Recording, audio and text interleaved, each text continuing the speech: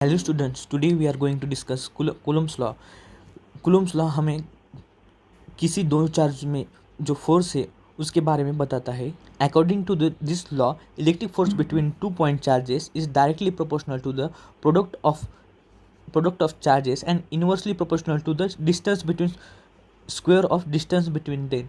सो मैंने जो अब बोला उसका सिम्बॉलिकली हम F equal to F directly proportional to Q1 Q2 अपन R स्क्वायर ऐसे भी लिख सकते हैं। अब इसका प्रोपोर्शनैलिटी साइन हटाने के लिए मैं यहाँ पे एक प्रोपोर्शनैलिटी कांस्टेंट लेता हूँ जिसकी वैल्यू 1/4πε0 होती है और जिसे हम न्यूमेरिकल में 9 × 10⁹ या न्यूटन पर मीटर स्क्वायर पर कूलम स्क्वायर ऐसे भी लिख सकते हैं। तो यहाँ पे जो ε0 है उसे हम परमिटिविटी ऑफ फ्री स्पेस कहते हैं और जिसकी वैल्यू 8.85 × 10⁻12 कूलम स्क्वायर पर न्यूटन मर मीटर स्क्वायर होता है। तो हमारा लास्ट में फॉर्मूला हुआ है F equal to 1/4πε0 Q1 Q2 अपन आर स्क्वायर। ये कब होगा? जब दो चार्जेस एयर में होंगे। अब जब मीडियम चेंज करने के तो दूसरा मीडियम लेंगे तो उसका फॉर्मूला अलग आएगा जो कि होगा F equal to 1/4πε0 K into Q1 Q2 अपन आर स्क्वायर। यहाँ पे जो K है उसको हम डाइलेक्ट्रिक कांस्टेंट ऑफ मीडियम कहते हैं और जो एक K जो है वो मेटल के केस में 1 से ज़्यादा होता है। अब ये K निकालने का और एक इक्वेशन है जो कि electric permittivity of medium equal to permittivity of the air into K। मतलब ये K की वैल्यू हम ऐसे भी लिख सकते हैं K और relative permittivity is equal to permittivity of medium upon permittivity of air. Coulomb's law force के बारे में बताता है और इलेक्ट्रिक फोर्स जो होता है वो रिपल्सिव भी हो सकता है और अट्रैक्टिव भी हो सकता है जो कि चार्ज के नेचर पे डिपेंड। अब यहाँ पे चार्जेस सेम है, मतलब सेम टाइप के चार्जेस है, इसलिए यहाँ पे रिपल्शन हो रहा है और यहाँ पर चार्जेस ऑपोजिट साइन के हैं तो यहाँ पे अट्रैक्शन हो रहा है। और लास्ट में एक इंपॉर्टेंट चीज़ ध्यान रखना, in the expression of F equal to in the equation F equal to 1/4πε0 Q1 Q2 upon R square, do not use sign of charge because this is magnitude of force।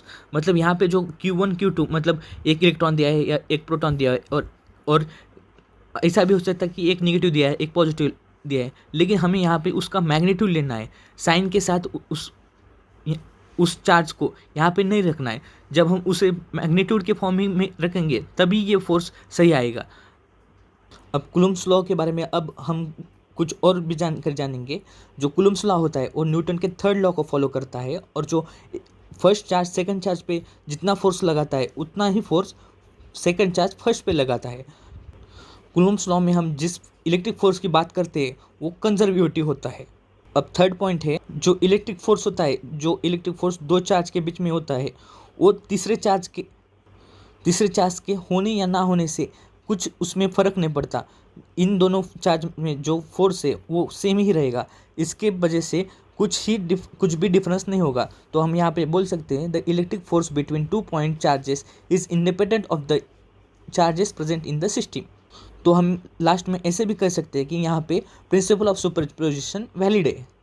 तो हम एक charge पे पूरे system में लगने वाली force कैसे निकाल सकते हैं कि electric force on a charge particle is due to other charges is vector sum of forces due to individual charges. मतलब हम F1 is equal to F1 vector plus F2 vector plus F3 ऐसे कर सकते हैं। अब यहाँ पे हम कूलम्स लॉ से जो इलेक्ट्रिक फोर्स निकलता है उसमें और ग्रेविटेशनल फोर्स में क्या डिफरेंस है वो हम यहाँ पे जानेंगे। जो हमारा इलेक्ट्रिक फोर्स होता है वो F equal to 1/4πε0 Q1 Q2 अपन आर स्क्वायर होता है और जो हमारा ग्रेविटेशनल फोर्स है उसकी value force equal to G m1 m2 अपन आर स्क्वायर। मतलब ये G ग्रेविटेशनल कांस्टेंट है। तो हम ऐसे भी मान सकते हैं कि ये G इक्वेलेंट है, not equal but equivalent to 1/4πε0। ऐसे हम मानेंगे तो ये जो मास है वो चार्ज के बराबर हो जाएगा, मतलब इक्वेलेंट हो जाएगा, नॉट इक्वल। हम यहाँ पे जो इक्वेलेंट मान रहे हैं उसमें भी बहुत ज़्यादा डिफरेंस होते हैं। यहाँ पे हम उस इलेक्ट्रिक और ग्रेविटेशनल फोर्स में डिफरेंस देखेंगे। जो हमारा इलेक्ट्रिक फोर्स होता है वो रिपल्सिव भी हो सकता है या अट्रैक्टिव भी हो सकता है, लेकिन जो ग्रेविटेशनल फोर्स है वो हमेशा अट्रैक्टिव ही रहेगा क्योंकि मास में मास ही रहता है, वो न्यूट्रल ही रहता है, उसमें पॉजिटिव और नेगेटिव ऐसी कुछ बातें नहीं रहती। और जो हमारा इलेक्ट्रिक फोर्स है वो किस मीडियम में रखा गया है, वो चार्जेस किस मीडियम में रखे गए हैं उस पर भी बहुत ज़्यादा डिपेंड करता है। लेकिन जो ग्रेविटेशनल फोर्स है वो इंडिपेंडेंट ऑफ मीडियम में रहता है, मतलब ग्रेविटेशनल फोर्स मीडियम पे डिपेंड नहीं करता। और जो हमारा इलेक्ट्रिक फोर्स है वो बहुत बहुत बहुत ज़्यादा स्ट्रॉन्गर है ग्रेविटेशनल फोर्स से, क्योंकि हम यहाँ पे देख ही सकते हैं। Thank you students.